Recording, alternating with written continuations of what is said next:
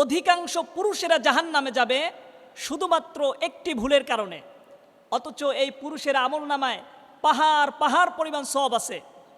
নামাজ পড়ে, রোজা করে, হজ করে, যাকাত দেয়, তবুও সেই পুরুষকে আল্লাহ তাআলা জাহান্নামে নিক্ষেপ করবেন। সাহাবা ইকরাম প্রশ্ন করলেন, ইয়া রাসূলুল্লাহ, কোন সেই বদ আমলের কারণে আল্লাহ রব্বুল আলামিন অধিকাংশ পুরুষ মানুষকে জাহান্নামে দিবে? নবীজি বললেন, বুখারীর বর্ণনা, মা আসফালা মিনাল কাবাইন মিনাল ইজারি ফাফিন্নার, যেই পুরুষ টাকনুর নিচে, গোড়ালির নিচে যেই পুরুষ কাপড় পরিধান করে, আল্লাহ রব্বুল আলামিন ওই পুরুষকে জাহান্নামের মধ্যে নিক্ষেপ করে দিবেন।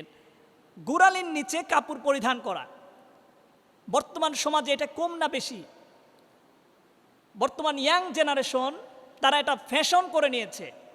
তাদেরকে যদি জিজ্ঞাসা করা হয়, তোমরা টাকনুর নিচে কাপড় পরিধান করছো কেন, এটাতে ফায়দা কি, তারা বলে যে এটা হলো ফ্যাশন। বর্তমান যুগে পুরুষেরা টাকনুর নিচে কাপড় পরিধান করে ফ্যাশন করে, আর মা বোনরা টাকনুর উপরে কাপড় পরিধান করে ফ্যাশন করে। অথচ ইসলাম সম্পূর্ণ উল্টোটা বলে। ইসলাম বলে নারীরা টাকনুর নিচে কাপড় পরিধান করবে, আর পুরুষেরা টাকনুর উপরে কাপড় পরিধান করবে। তো এই হাদিস নিয়ে বর্তমান সায়েন্স বিজ্ঞান তারা গবেষণা করতে লাগলো যে নবীজি সাল্লাল্লাহু আলাইহি ওয়াসাল্লাম তিনি নারীদেরকে বললেন টাকনুর নিচে কাপড় পরিধান করতে, আর পুরুষদেরকে বললেন টাকনুর উপরে কাপড় পরিধান করতে।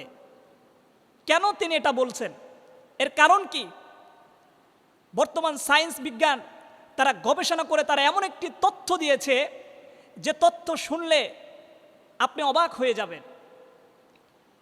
বর্তমান সায়েন্স বিজ্ঞান তারা এই হাদিস নিয়ে গবেষণা করতে করতে তারা দেখলো নবীজি সাল্লাল্লাহু আলাইহি ওয়াসাল্লাম তিনি একথা এজন্য বলেছেন কারণ পুরুষের টাকনুর নিচে সেক্সুয়াল হরমোন থাকে।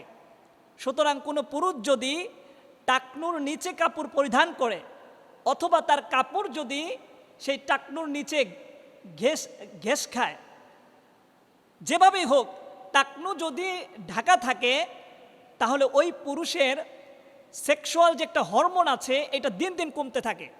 এক পর্যায়ে ওই পুরুষ ধ্বজভঙ্গে রূপান্তরিত হয়। সুতরাং নবীজি সাল্লাল্লাহু আলাইহি ওয়াসাল্লাম আজ থেকে ১৫০০ বছর পূর্বে তিনি নিষেধ করেছেন যে কোনো পুরুষ যেন টাকনুর নিচে কাপড় পরিধান না করে। এটার নামই Islam. This is the beauty of Islam.